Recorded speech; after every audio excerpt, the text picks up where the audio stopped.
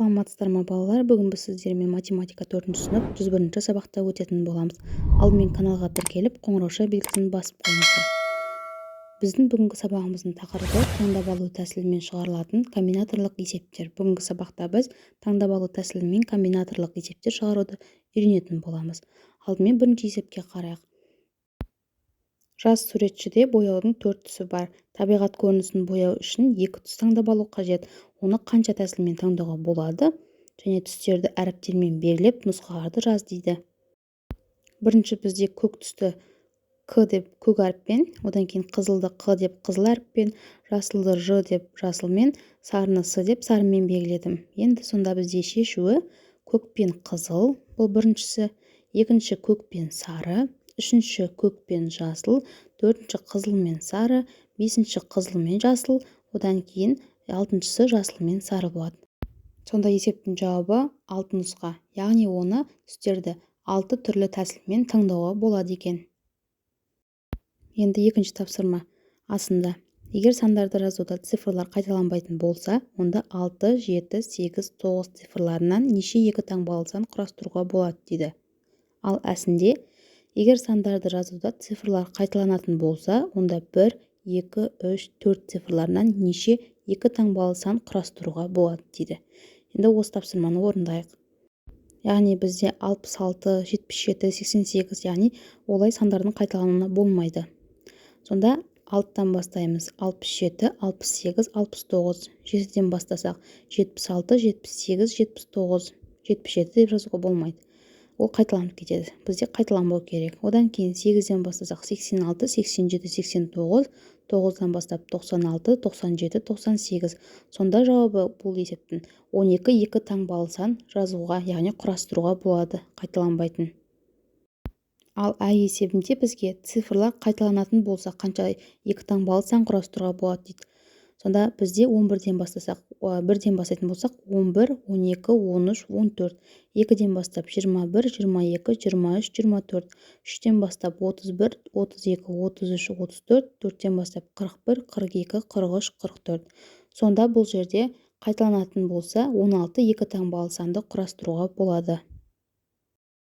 Үшінші тапсырма. Арман суреттері бар фишканы 3 рет лақтырды. Арман күн мен кемпір қосақ суреттерінің түсу ретінің неше нұсқасы болуы мүмкін дейді.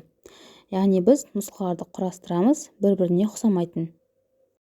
Бірінші нұсқа деп қарастырайық, яғни 1, 2, 3 деп бөліп, бірінші күн, екінші күн, үшіншіде күн түсу мүмкін нұсқасы бар.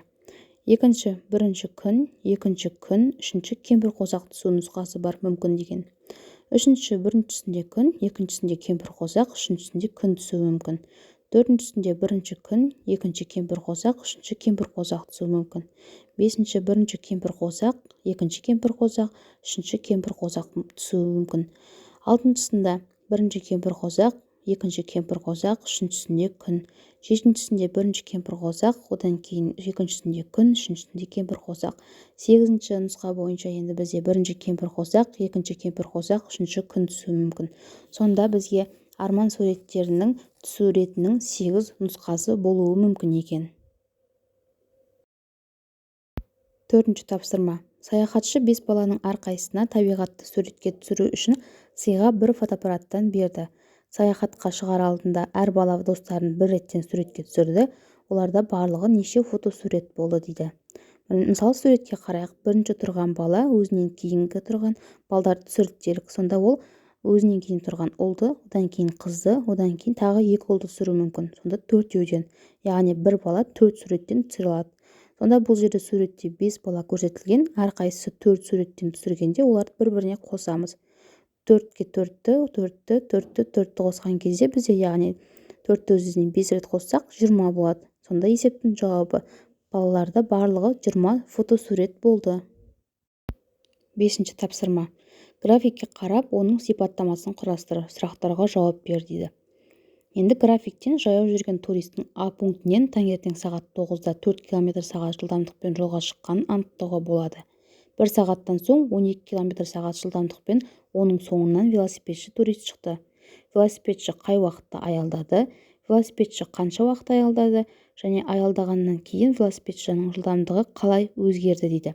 Осы сұрақтарға жауап беру үшін біз балалар осы есепті шығарайық. Енді велосипедші сағат 11-ден 12-ге дейін аялдады. Біз көріп тұрмыз, алдымен сағат велосипедші 10-да шыққан, 11-ден 12-ге дейін аялдаған, кейін 12-ден 1-ге дейін жол жүрген. Сонда бізде велосипедші қанша уақыт аялдады дейді. Ол 11-ден 12-ге дейін аялдады, сонда 12-ден 11-ді алсақ, біз ол 1 сағат болады. Сонда велосипедші 1 сағат аялдаған болады. Енді аялдағаннан кейін велосипедшінің жылдамдығы қалай өзгерді дейді. Бастапқыда ол 12 км жүрді, одан кейін сағат 1-ге дейін оның километрі 24-ге дейін көтерілді. Сонда біз 22-ден 12-ні алып тастаймыз, бізде 10 км болады. Аялдаған уақыты бізде 1 сағатқа тең. Енді оның жылдамдығын табу үшін біз осы 10-ды 1-ге бөлеміз 1 сағатқа. 10-ды 1-ге бөлсек 10 км сағат болады. Енді 12 км сағаттан 10 км сағатты алып тастайтын болсақ, сонда оның жылдамдығы 2 км сағатқа кеміді. Келесі бізде 6-шы есеп. Сызбалар бойынша есеп құрастыр делінген. Осы есептер бойынша құрылған өрнектер нені білдіретінін түсіндір. Бұлар кері есептер бола ала ма дейді.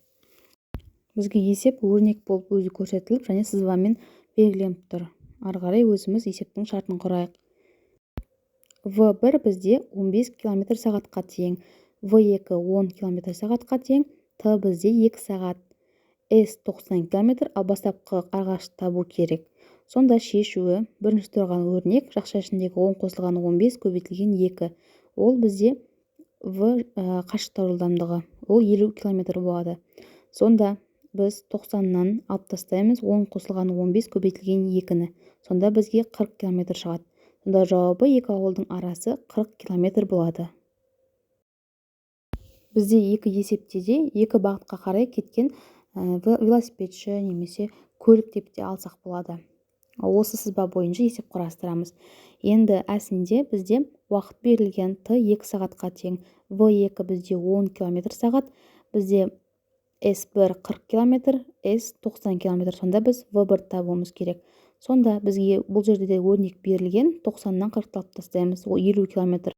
Екінші өрнек 90-нан 40-ты алып 12-ге бөлеміз, сонда ол бізде 25 км сағатқа тең. Бұл бізде В қашықтау. Одан кейін 90 минус 40 бөлінген 2 минус 10. Сонда бізде 15 км сағат болады. Яғни жауабы В1-міз сонда біздің 15 км сағатқа тең. Жетінші есеп, есепте және тексер. Біріншісі 100 мыңнан 895-ті алсақ 99.105 болады. Екінші 325.864-ге 546.879-ді қоссақ 872.743 болады.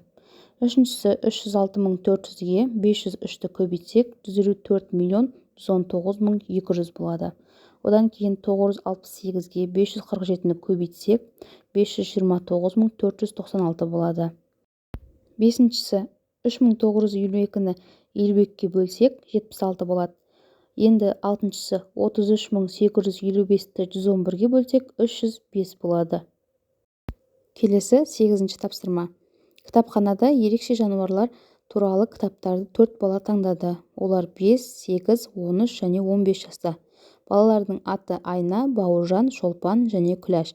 Олардың біреуі балабақшаға барады. Айна Бауыржаннан үлкен, ал Айна мен Шолпанның жасының қосындысы 3-ке бөлінеді. Сонда әр баланың жасы нешеде дейді. Енді балалардың атын тігінен, жастарын көлденеңінен жазып алайық, оңай болу үшін. Енді бізге балалар қараңдар. Олардың біреуі балабақшаға барады дейді. Бұл бұны таба алмаймыз. Сол үшін екіншісінен бастайық. Айна Бауыржаннан үлкен. Енді біз нақты Айна мен Бауыржанның жастарын білмейміз. Сол себепті Айна мен Шолпанның жасының қосындысы 3-ке бөлінеді дейді. Мысалы 5-ті алайық. Айна 5-те деп алатын болсақ, 5-ке 8-ді қоссақ 13, ол бөлінбейді 3-ке. Ал енді 5-ке 15-ті қоссақ 20, ол да бөлінбейді. Ал 5-ке 13-ті қоссақ 18 болады, бөлінеді. Енді біз Айнаның жасын 13-пен белгілейміз. Шолпанның жасы 5-те. Себебі мысалы бұл жерде Айнаның жасын 5 дейтін болсақ, ол Бауыржаннан кіші болып қалуы мүмкін. Сонда Айна Бауыржаннан үлкен болса, Айна 13-те, демек Бауыржан 8-де, Шолпан 5-те. Сонда 15-тегі ол бізде Күләш болады. Жауабы яғни Айна 13 жаста, Бауыржан 8 жаста, Шолпан 5 жаста, Күләш 15 жаста. Сонда бұл жерде балабақшаға баратын ол Шолпан. Енді 9-шы есеп ойлан және жауап бер дейді. Әлия сөреге көк, сары, қызыл түсті 3 шарды қою қажет, ол мұны неше тәсілмен орындай алады дейді.